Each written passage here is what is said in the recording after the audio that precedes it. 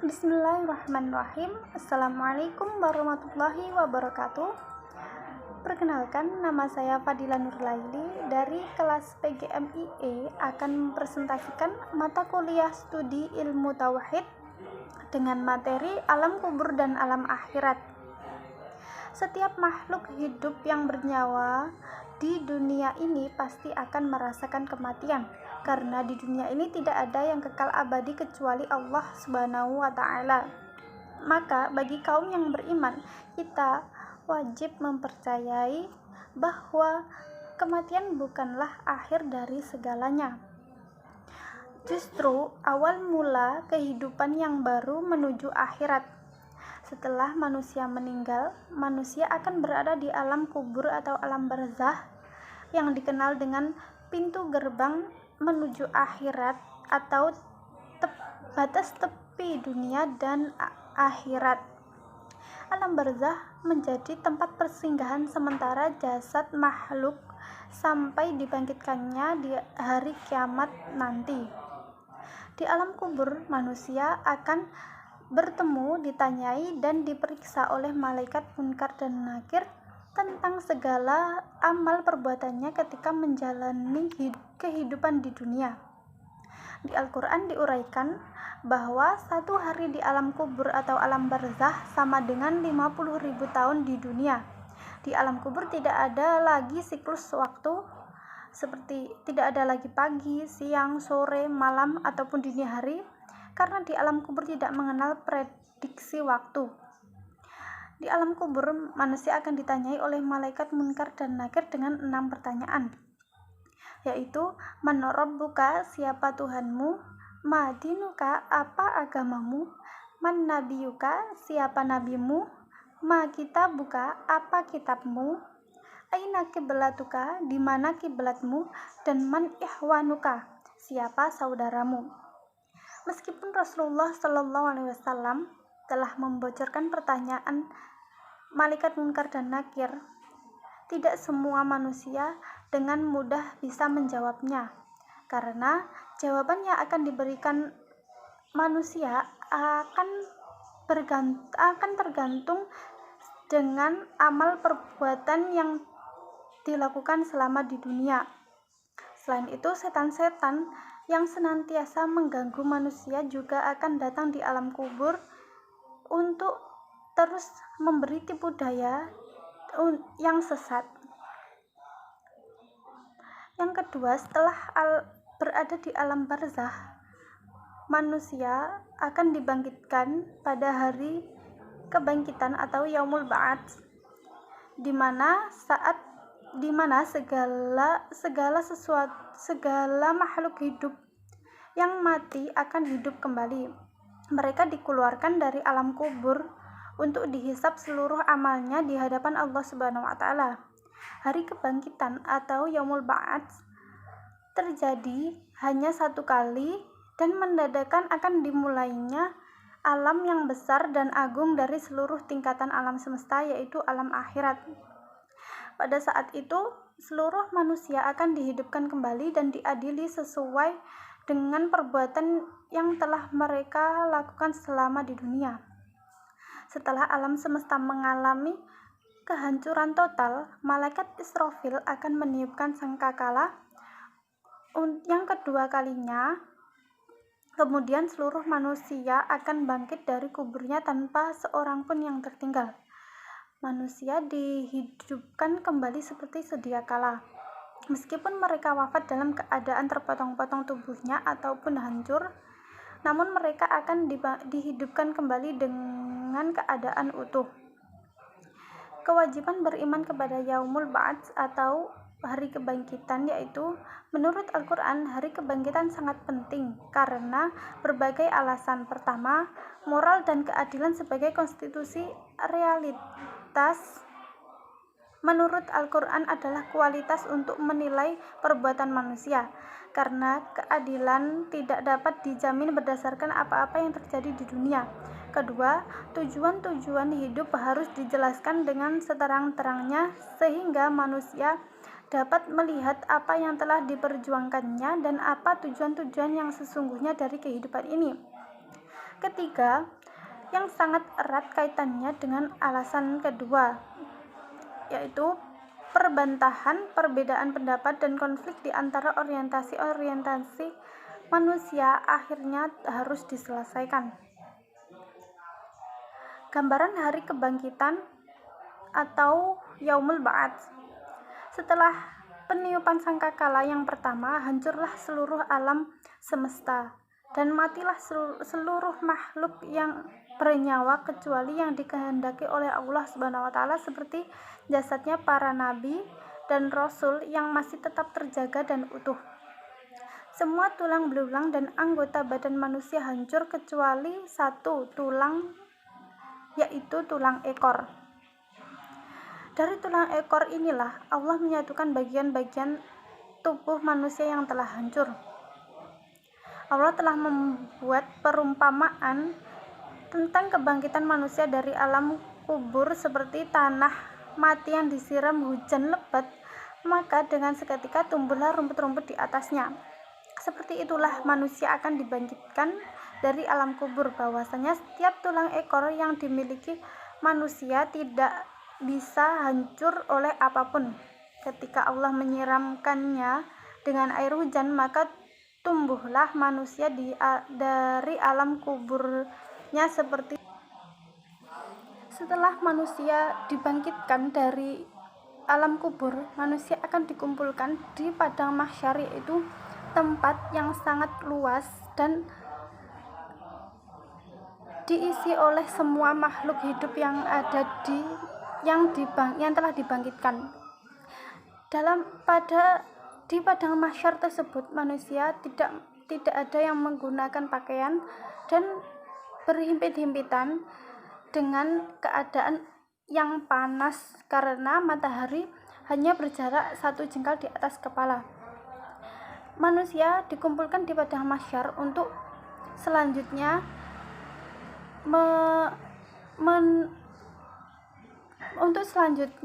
berada pada yaumul hisab atau yaumul mizan, hari perhitungan amal.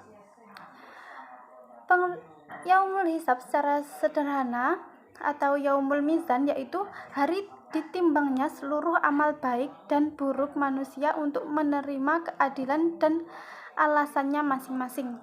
Yaumul mizan ini bisa disebut juga dengan yaumul hisab, yaitu hari perhitungan seluruh amal perbuatan manusia, baik itu amal baik maupun amal buruk.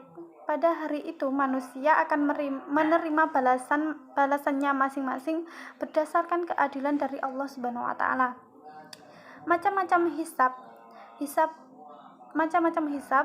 penghisapan manusia itu berbeda-beda. Sebagian manusia mengalami penghisapan yang sulit. Mereka ini adalah orang-orang kafir yang berdosa, yang telah menyekutukan Allah, telah melanggar syariatnya, dan telah mendustakan para rasul. Sebagian orang mukmin yang melakukan maksiat pun terkadang menjalani penghisapan yang lama dan sulit karena banyak dan besarnya dosa-dosa mereka. Sebagian manusia masuk surga tanpa hisab. Mereka adalah orang yang terbaik yang telah mencapai puncak dalam keimanan, ketakwaan, kebaikan, dan jihad. Sebagian manusia lain dihisab dengan hisab yang mudah. Mereka tidak didebat dalam hisab, tidak diperiksa secara mendetail, dan tidak diinterogasi, tetapi hanya ditunjukkan dosa-dosa mereka kemudian diampuni. Gambaran Al-Qurtubi tentang hisab. Al-Qurtubi berkata, seluruh manusia dibangkitkan dari kubur ke padang mahsyar. Mereka berdiri di sana selama yang Allah kehendaki dalam keadaan telanjang dan tanpa alas kaki. Ketika telah tiba saatnya Allah hendak menghisab mereka, kitab-kitab yang ditulis oleh malaikat pencatat diperintahkan untuk menyebutkan amal perbuatan manusia. Lalu diberikan kepada mereka. Di antara mereka ada yang diberi kitabnya di sebelah kanan, mereka itulah orang-orang yang bahagia. Dan di antara mereka ada yang diberi kitabnya dari sebelah kiri atau belakang, yaitu orang-orang yang sengsara. Pada hari itulah masing-masing membaca kitabnya.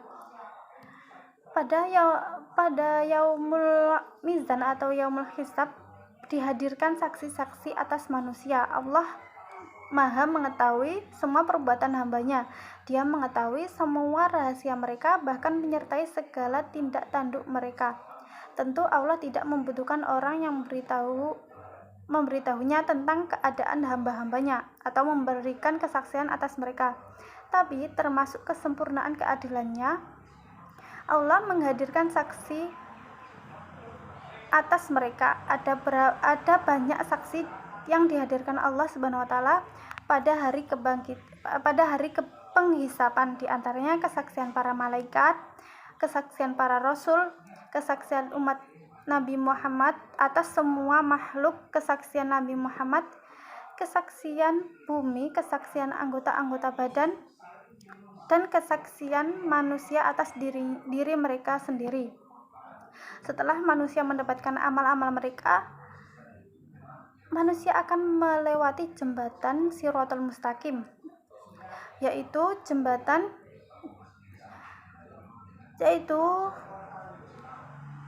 Shiratal Mustaqim adalah sebuah ungkapan atau istilah yang disebut dalam banyak ayat Al-Qur'anul Karim. Secara bahasa, sirat berarti jalan yang mudah, sedangkan mustaqim yaitu jalan yang lurus serta tidak bengkok dan cacat. Shiratal Mustaqim atau dalam bahasa Indonesia dikenal dengan Shiratal Mustaqim adalah jalan yang lurus, yaitu agama Islam itu sendiri. Bukanlah seperti yang dikatakan sebagian orang bahwa ia adalah jembatan Shiratal Mustaqim yang menghubungkan antara surga dan neraka. Barang siapa yang dapat melintasi jembatan Shiratal Mustaqim, maka ia akan selamat dari jilatan api neraka Jahanam sehingga masuk ke dalam surga yang penuh dengan kenikmatan yang abadi. Gambaran mengenai jembatan Shiratal Mustaqim yaitu, menurut Imam Muslim, beliau meriwayatkan bahwa Abu Sa'id Al-Khudri radhiyallahu anhu berkata, Rasulullah Shallallahu alaihi wasallam telah menyampaikan kepadaku bahwa jembatan Sirat itu lebih tipis dari sehelai rambut dan setajam pedang. Ibnu Mas'ud berkata, jembatan Sirat merupakan jalan yang lurus sepanjang neraka. Bentuknya seperti pedang yang tajam, dapat mematahkan dan licin. Di atas jembatan Sirat itu terdapat besi-besi yang berasal dari neraka. Besi-besi ini mencakar dan mencengkram siapa saja yang dikehendaki. Setiap hamba akan melewatinya sesuai kadar amalnya saat hidup di dunia. Ada yang melewatinya dengan cepat seperti kedipan mata, cahaya kilat, hembusan angin, burung terbang, dan menunggang kuda atau unta. Ada pula yang melewatinya seperti orang yang berlari cepat, berjalan cepat, dan jalan biasa. Ada pula yang merangkak dan sulit sampai akhir, selamat sampai ke tujuan. Selebihnya berguguran ke dalam neraka Jahanam. Ketika menyeberangi Shiratal Mustaqim, tidak seorang pun yang bercakap-cakap atau berbicara. Hanya para rasul yang berbicara, karena saat itu adalah saat yang amat mengerikan dan menakutkan. Para rasul berdoa untuk umatnya masing-masing. Doa ini menunjukkan bahwa mereka amat sayang kepada umatnya. Selanjutnya yaitu syafaat. Syafaat berarti berkumpulnya sesuatu kepada sesuatu yang semisalnya. Definisi syafaat secara etimologi adalah bergabung dengan yang lain untuk memberikan pertolongan kepada yang memintanya.